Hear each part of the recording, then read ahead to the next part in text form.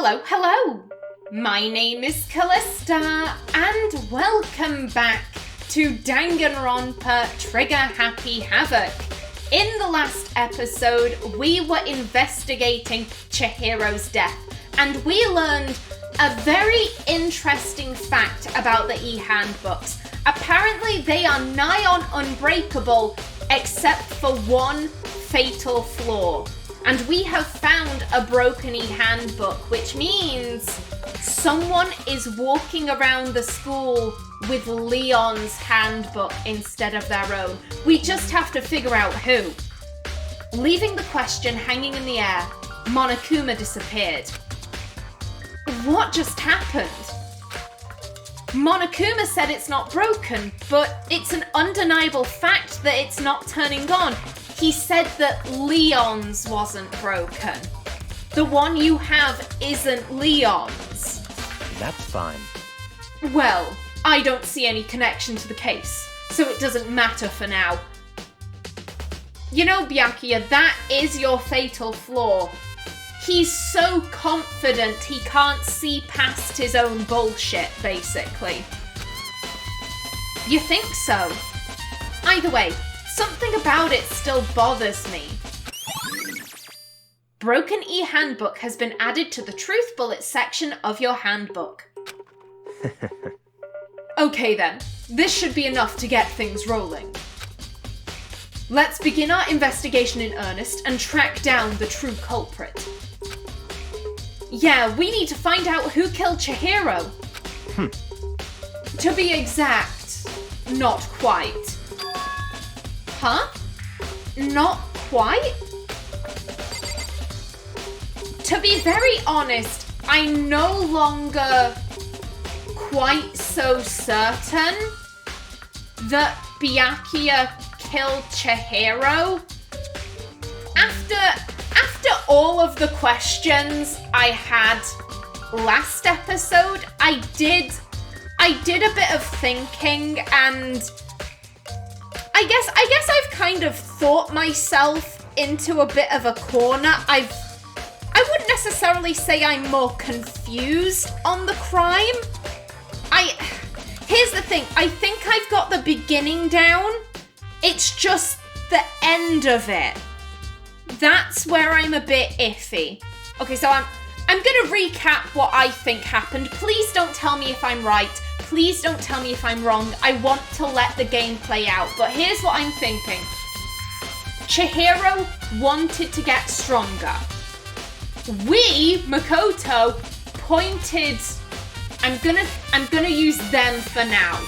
I don't know what pronouns Chihiro would prefer, so I'm gonna go for gender neutrality here. Also, the game may double back and say, actually, no, that was a red herring. We weren't using someone's identity as a surprise plot point. We decided not to be disrespectful. And Chihiro was a biological woman the entire fucking time. I don't know. Either way, they them pronouns for right now. Chihiro wanted to get stronger. We know that if Chihiro was going to ask anyone to help them train, it would be Mondo. I reckon that's what happened. Chihiro goes to work out, and if the game is going for the Chihiro was trans route, I reckon Chihiro opens up to Mondo about that. Mondo has a transphobic panic, I guess, and whaps Chihiro over the head with the fucking dumbbell. Then he calms down for a bit and he's like, Chihiro was a kind person. Maybe I shouldn't give a shit what's going on in their underwear. Oh no, I've done a really shitty thing. At which point, I think maybe Mondo puts Chihiro in the girls' locker room so that no one will realize. That does not explain how Chihiro got posed. That's the one bit I'm like, the beginning section, I'm feeling it. I'm like, this seems right. Mondo called Chihiro a dude.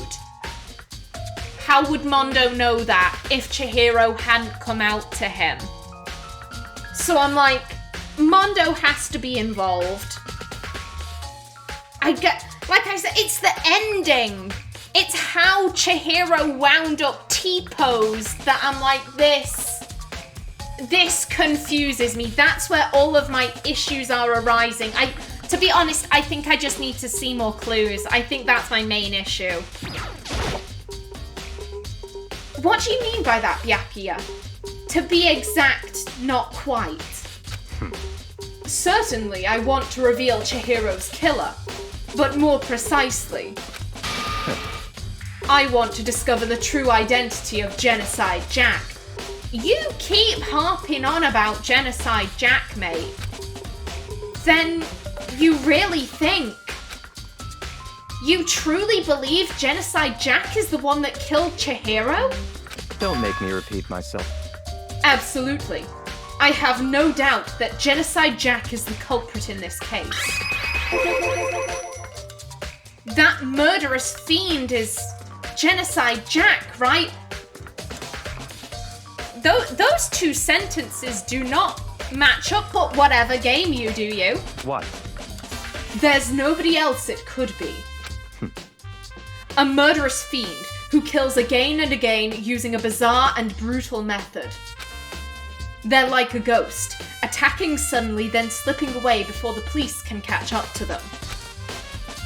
And what nickname did the internet give to this mysterious serial killer? Genocide Jack. They say he's killed thousands of people, but that's gotta be an urban legend. Still, could one of us really be a demented, psychotic killer like that? You're not wrong to wonder. But words mean little right now. I have something that will prove it, and I can show you. Okay. Oh, okay. Oh. I'm rather confused as to what is happening. And I have a basis to believe that. I assure you, Genocide Jack is one of us. Okay, well, what is this basis then? Is there really proof? There's somewhere I'd like to take you. This will provide all the evidence you need. It's all clear now.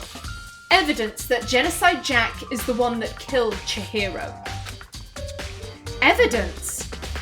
Does something like that really... I don't know who this is. Let's go for a muffled voice. Hey, you two! Okay, it's Owie. Big trouble. Need your help. I don't have time to play with you. Bitch, don't talk to Owie like that. We're busy. Leave us alone. But it's an emergency! Emergency! Come on, please, you gotta help me! Absolutely. Fuck Byakuya. Please! This is a serious emergency! Please, please, you gotta help me! Just calm down, okay, Hina? But, it's an emergency! Do tell. An emergency? What happened? Well... Something's wrong with Toko. She's acting super strange. Well, she was acting pretty strange earlier, right? What should we do, Byakuya? Why are you asking him? He's a hoe. Very strange. Since it... Whoops. Again, I apologize. It is just as hot in my room as it was yesterday. I am melting.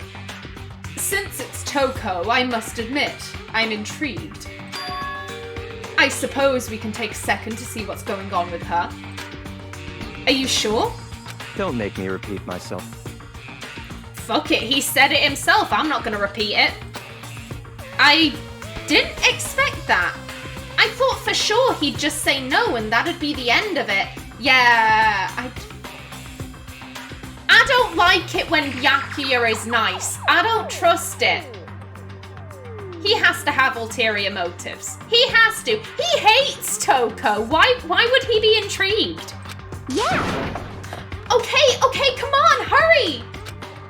Wait for us, Hina. Let's go. It looks like she's headed to the dorms. To Toko's room, most likely. You're right. Off we go, then. Ooh, hello. Let's speak to you.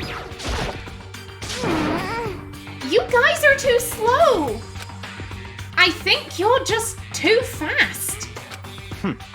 So, what's this emergency? Well, after what happened in the girls' locker room, we left Toko in her room so she could lay down. After a while, we came back to check on her, see how she was doing. But when we did, it was weird. She refused to come out and she kept saying all this weird stuff. Weird stuff? That's fine. We should try talking to her ourselves. Why do you care? Yeah, good idea. Okay. Toko. I may as well give it a shot. The door swung open, slowly and silently.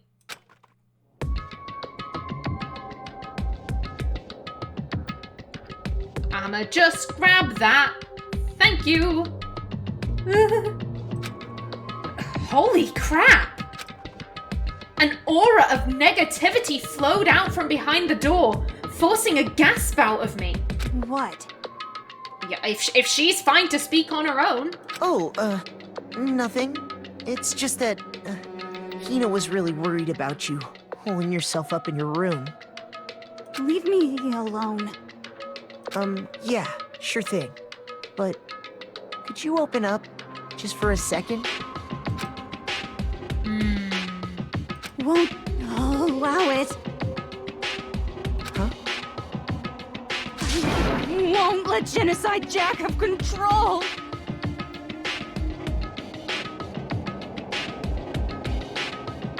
Okay. And just like that, she slammed the door in my face. What was that?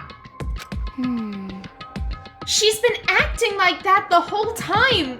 When I rang a little while ago.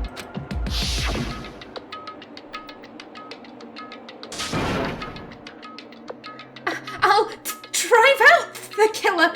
Drive out the murderous fiend.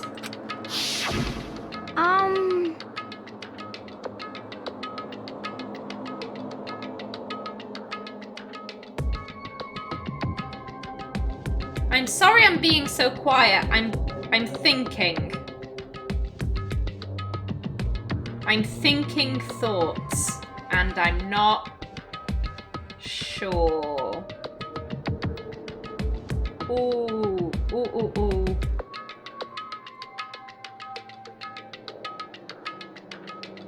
I need more evidence. It doesn't make any sense, right? I was afraid to leave her in there alone, so I tried to bust down her door. But it felt like something was holding it shut on the other side. I couldn't even budge it. Toko was scared enough to even bar her door? Does she think the same thing as Byakuya? Does she think the serial killer Genocide Jack really murdered Chihiro? Is that why Toko's so scared? But... Whatever it is, I'm really worried about her. Isn't there anyone who might be able to persuade her? There's her beloved senpai! Byakuya, make yourself useful! Hey, Byakuya, you think you could ask her? To come out of her room, I mean. That's fine. Sure, whatever. Huh? You're gonna talk to her, Byakuya? Wow, I guess you can be nice when you want to. I wouldn't read that much into it, Aoi. I really wouldn't. Byakuya stood in front of her door, not making a sound, and pressed the doorbell. After a few moments... What do you want? Leave me alone! You're all so annoying! What? Byakuya! I'm sorry! I'm sorry, I want to pronounce it the right way! Byakuya! It's Byakuya. Oh, he's like, bitch, say my name right. Nah, I'm with Toko, I like that. I'm sorry, I couldn't keep our promise. But don't worry, never again. I won't let Genocide Jack have control ever again. I am increasingly getting more and more worried with this case. So here's the issue I'm having with Chihiro, and I'm well aware that the game might double back on itself.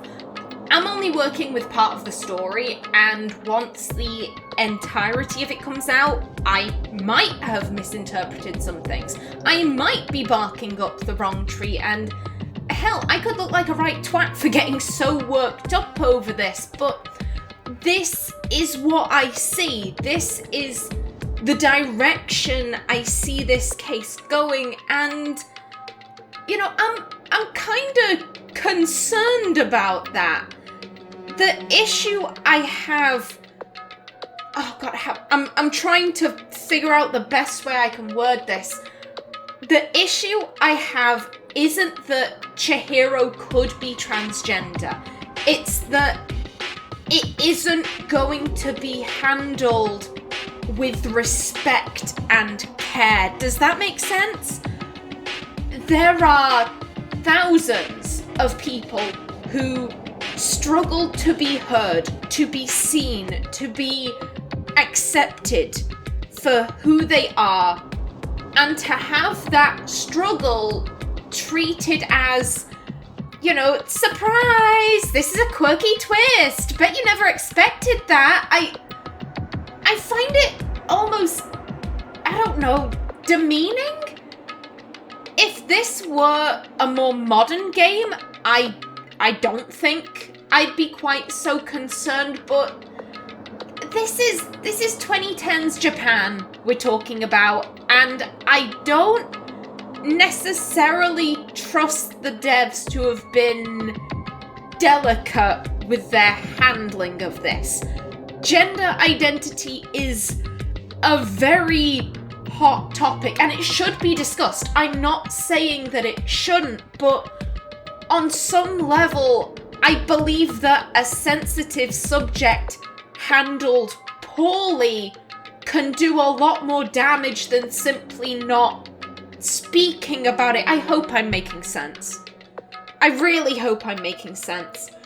And to lead into Toko, if they're willing to treat gender identity as a novelty plot point almost, then would they also be willing to treat mental health the same way?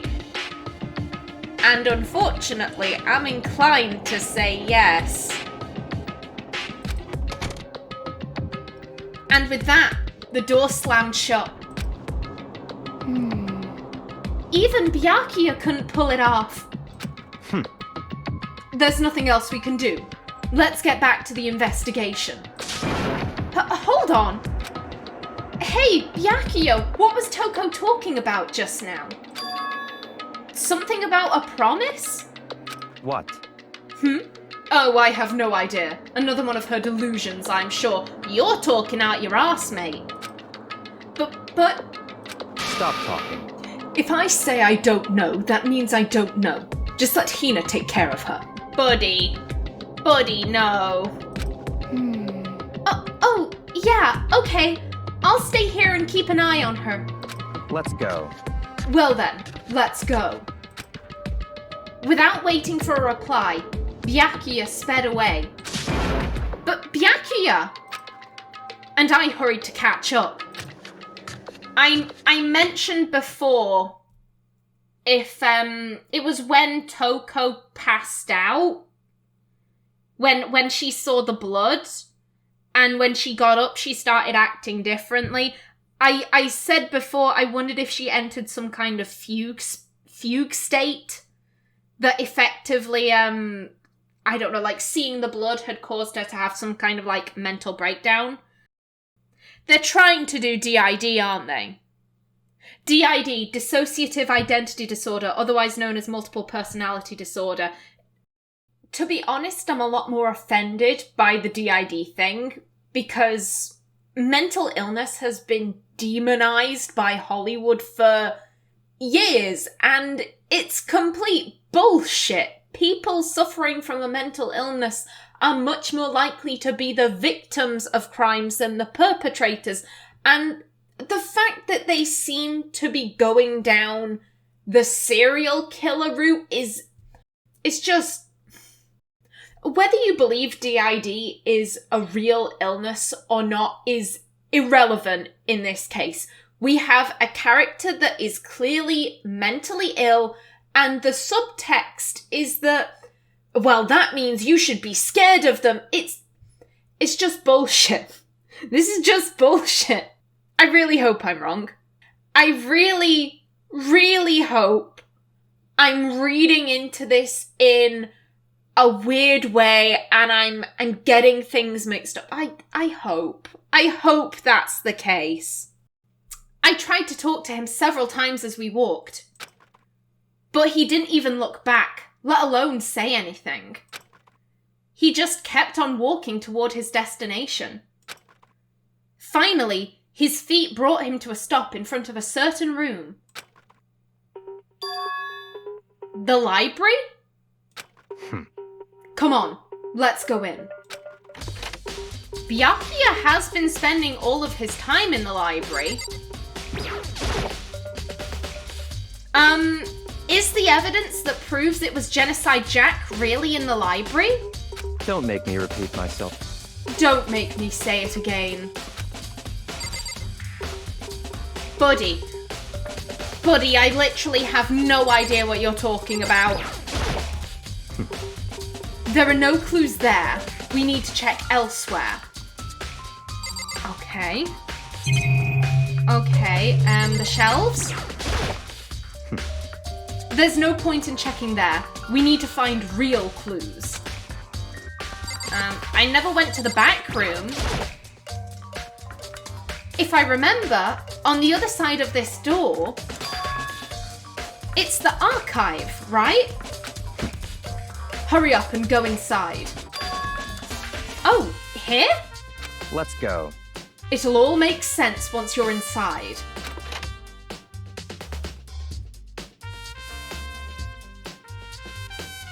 Whoa! There's so many books and files! And so much dust, too! So, in other words... I would say there's enough value in this place to endure the dust. Okay. What is there to look at? Let's look at everything. All of it. There's a wooden box. It's empty. Although, judging by the smudges in the dust, it looks like there was something inside. I wonder what it was. There was an extension cord plugged in there. It proved very useful while I was in the library. An extension cord, huh? Okay. This shelf is stuffed tight with files. Without really thinking about it, I picked one at random. Ah, you have a sharp eye indeed to select that file. Huh? That's right. That's the report on a presidential assassination. The original is kept at the National Library. It won't be declassified for another 30 years. Are you sure you want to look at it now? There's no telling whose crosshairs you might wind up in for peeking at it. Ugh. Without making a sound, I return the file to the shelf. Ooh. Huh? It's a desk lamp. Oh yeah, it's the same one I saw Byakuya using in the library before. What? Do you have a problem with that lamp? It was here before, then I moved it over there. It's too dark over there, so I thought I'd put it to good use. Hey, nice, we got a coin. 14 coins. Okay, I'll be with you in a minute, Byakuya. There's so many files stuffed onto the shelf. What's in all these things? That's enough. Those documents are dangerous. Dangerous? They detail all the people who control the world from behind the scenes.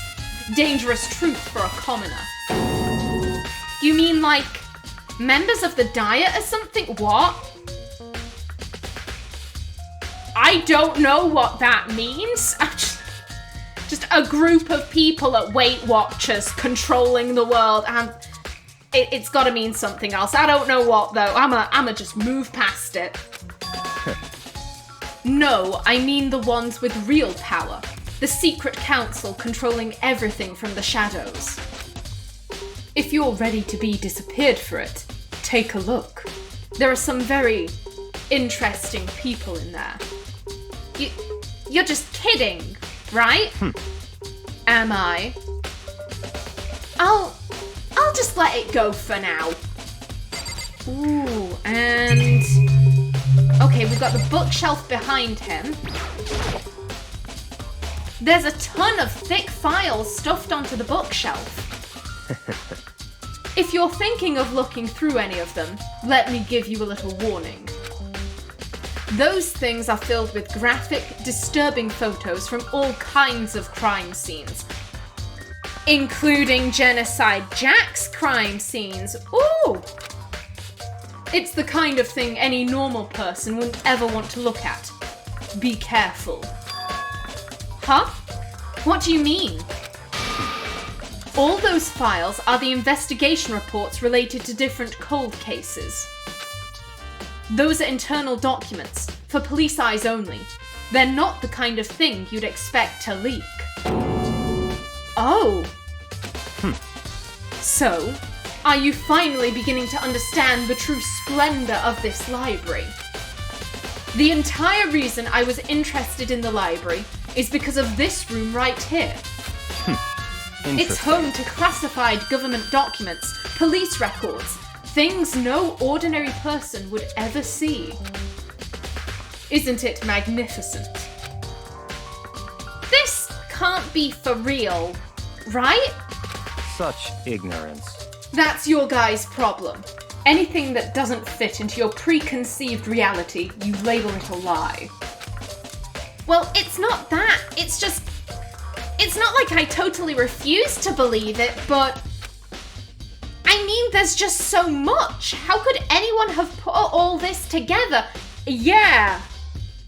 I know that Hope's Peak was a government-funded school, but why does it have all of these, like, Secret Service records? This is a lot. This is an awful lot to take in. I suppose it goes to show just how much power Hope's Peak truly wields. Or perhaps the mastermind may have wanted to provide us with enough entertainment to keep us from getting bored. Okay, who, when they are bored, decides to look at crime scene photos? I know I'm into true crime. I don't want to look at the crime scene photos. I don't want to look at dead bodies. I'm not that into it. I'm rather squeamish. It's no use. I can't keep up with all of this. It's just too unreal. What's wrong? You still can't believe it? What about you? How can you believe it so easily? Things like that are usually impossible. What? What do you mean, usually? Usual, normal, ordinary, simple. Those things don't exist anywhere in the real world. If you don't understand what they actually represent, you don't understand the nature of anything. You don't pull your punches, do you? Besides, what you consider usual is based on your common sense, right? But what makes you think your own common sense applies to me at all? The documents gathered here are genuine. I have reviewed them multiple times, so there is no doubt. You know what? I'm almost at the end of the episode, so I think I'm going to leave off here before we investigate the purple text. I just want to say something. I am enjoying my time with Danganronpa. Please don't get me wrong. I'm just rather concerned with the direction this case is taking. I just don't think it's right to treat... I'm trying to think of it. I have in my brain what I want to say, it's just getting my mouth to say it. I don't think aspects that are so integral to someone's very being should be treated... how do I word this? I'm not saying that gender and mental illness shouldn't be discussed in media. Quite the opposite. I think it should be. There should be more examples in video games, in books, in films, in comic books, in all of that. There should be more examples of transgender people, gay people, lesbian people, bisexual people. Hey, there should be more people who are depressed, schizophrenic, dissociative identity disorder, everything. There should be the entire gamut of people, but those topics need to be handled with respect, and I just can't see 2010 Japan treating them with the respect they deserve. I hope that makes sense. I hope I got my point across. I'm not upset because, to be fair, I think upset is a strong word for it. I'm not annoyed because there might be a character who's transgender and there might be a character who's got dissociative identity disorder. I'm worried or annoyed because I don't think they're going to be handled with the respect that they deserve. Okay, I hope I got my point across. I hope you understand what I mean. In the next episode, we see where Byakuya is leading us, but until then, please remember to like if you enjoyed, leave a comment below, and if you wanted to subscribe, it would be very much appreciated. I've been Callista. Thanks for watching, and see you in the next episode.